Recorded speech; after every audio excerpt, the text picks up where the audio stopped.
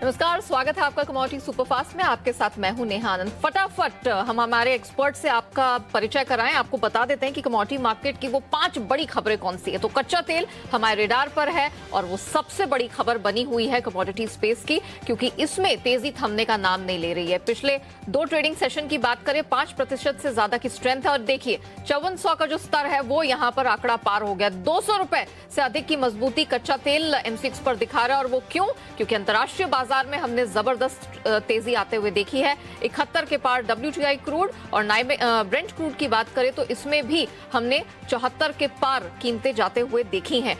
बहुत सारे कारण हैं जिसकी वजह से स्ट्रेंथ देखने को मिल रही है। और सबसे इंटरेस्टिंग बात यह है कि डॉलर इंडेक्स में फर्मनेस के, मजबूती के बावजूद हमने घरेलू बाजार में कच्चे तेल को और अंतरराष्ट्रीय बाजार में कच्चे तेल में उबाल आते हुए देखा है। अब बात करते हैं मेटल्स की। मेटल्स को भी हम नजरअंदाज नहीं कर सकते, क्योंकि कॉपर से लेकर निकेल, लेड, जिंक तक हमने हरे निशान में कारोबार होता हुआ देखा है। ऑफकोर्स कमजोर रुपया है, वो सपोर्ट कर ही रहा है घरेलू बाजार में, लेकिन अंतरराष्ट्रीय बाजार में जबरदस्त स्ट्रेंथ आई है। कॉपर की बात करें तो चीन में कॉपर के इंपोर्ट्स में लगातार तीसरे महीने इजाफा देखने को मिला है। आयरन ओर के इंपोर्ट 16 महीने के हाईस पर चले गए हैं। एलएमई और शंघाई वेयर हाउसेज में इसकी इन्वेंट्रीज में गिरावट देखी है, मल्टी मंथ लोज पर चली गई हैं।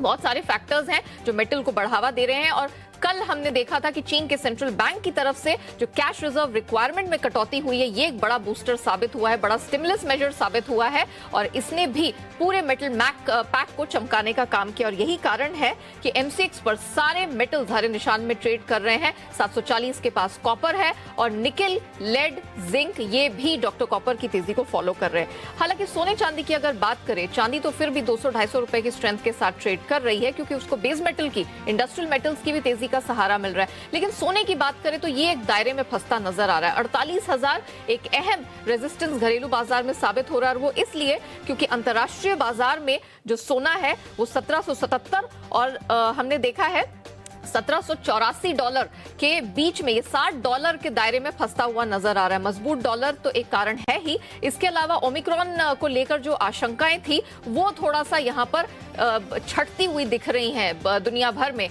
ये एक बड़ा फैक्टर है जिसकी वजह से हमने सोने की जो स्ट्रेंथ है, जो तेजी है, उस पर लगाम लगती हुई देखी। हालांकि चांदी में जैसे मैंने कहा वहां पर स्ट्रेंथ दिखाई दे रही है। वहीं अगर घरेलू एग्री कमोडिटी स्पेस की बात करें तो ग्वार में हमने जबरदस्त स्ट्रेंथ आते हुए देखी है। घरेलू बाजार में ग्वार बड़ी तेजी से आगे बढ़ा है। ग्वार गम की बात करें 10,300 के पास 5.5% की तेजी इसमें देखने को मिल रही है। ऑफकोर्स कच्चे तेल की स्ट्रेंथ का इसको क्लियर कट फायदा मिलता हुआ दिखाई दिया है। ग्वार सीड की भी बात करें या ग्वार डेक्स की, इस इंडेक्स की भी बात करें तो यहाँ पर जबरदस्त स्ट्रेंथ दिखाई दे रही है। और कच्चे तेल के दम पर सिर्फ ग्वार ही नहीं, खाने के तेलों को भी हमने चढ़ता हुआ देखा है। घरेलू बाजार में तिलहन थोड़ी सी मार झेल रहे हैं, सोयाबीन की मैं बात कर रही हूँ, लेकिन हम अगर खाने के तेलों की बात करें, फिर चाहे एमसीएक्स पर सीपीओ हो या फिर एनसीडीएक्स पर रिफाइंड सोया तेल, सब में हरे निशान में कारोबार हो रहा है, क्योंकि अंतरराष्ट्रीय बाजार में तिलहन में मजबूती है। और बीएमडी पाम की बात करें तो लगातार तीसरे ट्रेडिंग सेशन वहां पर मजबूती बनती हुई दिख रही है। यानी कि ऑल इन ऑल कह सकते हैं कि आज का ये जो मंगलवार है वो कमोडिटी मार्केट के लिए काफी मंगलमय साबित होता दिख रहा है। तो आपको अब कमाई के मौके कहां मिलने वाले हैं इस मार्केट में इस वक्त, यहाँ आपकी उलझन दूर करने के लिए एसएमसी ग्लोबल की वंदना भारती हमारे साथ जुड़ चुकी है। वंदना, गुड आफ्टरनून, बहुत स्वागत है आपका। वंदना, सबसे पहले तो सोने के बारे में बताइए।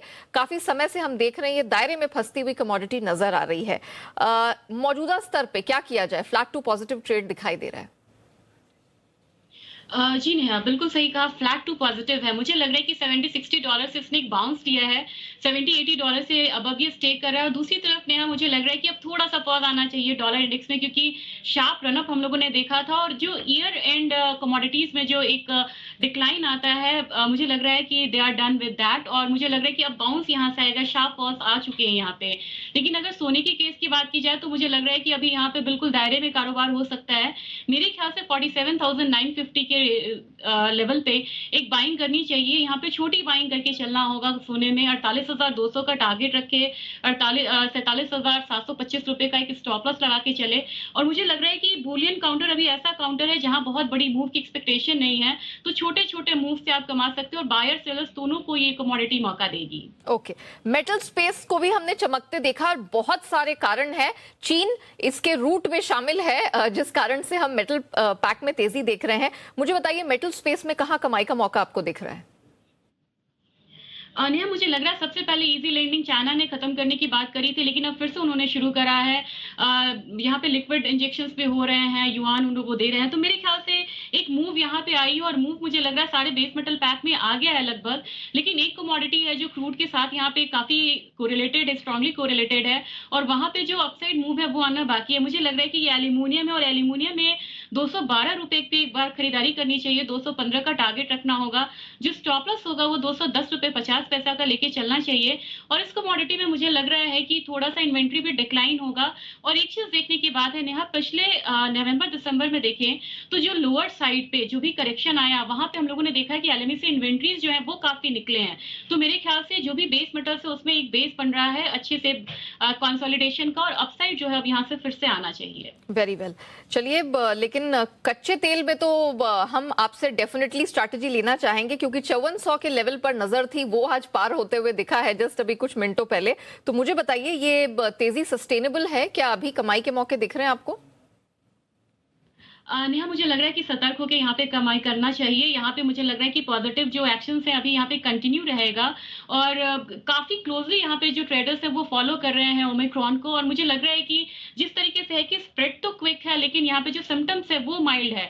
एक पॉजिटिव यहाँ पे इम्पैक्ट आया है जितने भी रिस्कियर एसेट्स है, इक्विटी से लेके base metal, crude, energy counter. तो मुझे लग रहा है यहाँ पे क्रूड में भी अपसाइड जो है वो रहेगा। तमाम प्रोडक्शंस जो बढ़े हैं यहाँ पे 5 लाख बैरल पर डे का रहा है, या फिर आप देखें तो यहाँ पे डॉलर इंडेक्स भी हायर साइड है। इसके बावजूद मुझे लग रहा है कि अभी थोड़ा सा अपसाइड इंटैक्ट है क्रूड में। एक बार 5350 थोड़ा सा करेक्शन होता है तो वहां पे बाइंग करें, 5450 का टारगेट रखें, और स्टॉप लॉस मुझे लग रहा है कि 5300 का लगा के चलना चाहिए। ओवरऑल मुझे लग रहा है कि इस कमोडिटी में 5450 से लेके 5500 के पास एक रेजिस्टेंस रहेगा, और वहां पे ये हायर साइड थोड़ा सा यहाँ पे स्टे कर सकती हो। ये जो जोन रहेगा ये 5200 से 5500 का रहेगा, और रीजन भी है हम लोगों ने इसके एक बार 6800 तक जाते हुए देखा, वहां से 2000 का फॉल आया है। तो मुझे लग रहा है कि यहाँ पे वैल्यू बाइंग भी काफी अच्छी है, और यहाँ पे सऊदी अरेबिया ने जो इनका जो एक्सपोर्ट प्राइस है वो भी बढ़ाया है। तो ये एक पॉजिटिव इंडिकेशन है, और मुझे लग रहा है कि अपसाइड रहेगा अभी। अच्छा, आज पूरे कमोडिटी पैक में एक सोयाबीन है जो एक अपवाद साबित हुआ है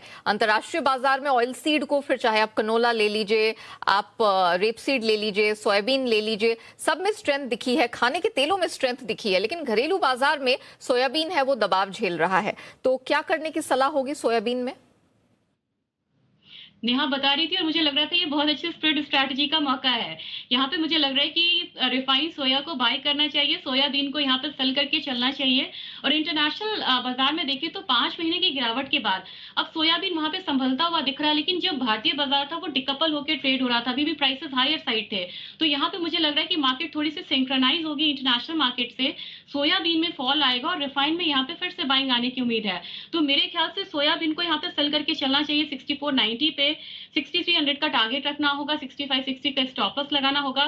साइमल्टेनियसली यहाँ पे कोई स्प्रेड में काम करना चाहते हैं तो वो रिफाइंड को बाय करके और सोयाबीन को सेल करके चल सकते हैं। अच्छा वंदना, ये बताइए, ग्वार को हम लोग ट्रेडिशनली कोरिलेट करते आए हैं कच्चे तेल की प्राइस मूवमेंट से, तो ग्वार को आपको लगता है कि ये जो ट्रेडिशनल कोरिलेशन है ये अभी जारी रहेगा? जिस तरह की स्ट्रेंथ आज दिखी है, क्या इन लेवल्स पे ग्वार में एंट्री लेना सेफ है? मुझे लग रहा है नेहा इसमें रीजन भी है। बिल्कुल सुपर रैली आई थी इसमें और उसके बाद एक्सपोर्ट थोड़ा थम गया था यहाँ पे ग्वार गम का, लेकिन ये जो यहाँ पे अभी शार्प फॉल आई है, एक्सपोर्टर्स यहाँ पे फिर से अट्रैक्ट होंगे, इसके लिए रिकाउंट्स है वो लगातार यूएस में बढ़ रहे हैं। तो और यहाँ पे लोअर लेवल बाइंग भी यहाँ पे है, प्रोडक्शन ऑलरेडी यहाँ पे 7 साल के लोअर लेवल्स पे है। तो मेरे ख्याल से ये काफी बढ़िया लेवल रहेगा जहाँ पे कि ग्वार में फिर से बाइंग का मौका रहेगा। और यहाँ पे ग्वार ऐसा काउंटर है 22 के लिए नेहा, जहाँ मुझे लग रहा है कि हर 5-7% या 10% की करेक्शन पे फिर से बाइंग निकल के आएगी। तो मेरे ख्याल से आज जो एक कंफर्मेशन मिली है, कल के मार्केट में भी इनफैक्ट मुझे लग रहा है कि बाइंग कंटिन्यू रहना चाहिए। 5850 के लेवल पे एक बार बाइंग करना चाहिए, 6000 का टारगेट रखना होगा, स्टॉप लॉस यहाँ पे 5775 का यहाँ पे लगा के चलना होगा।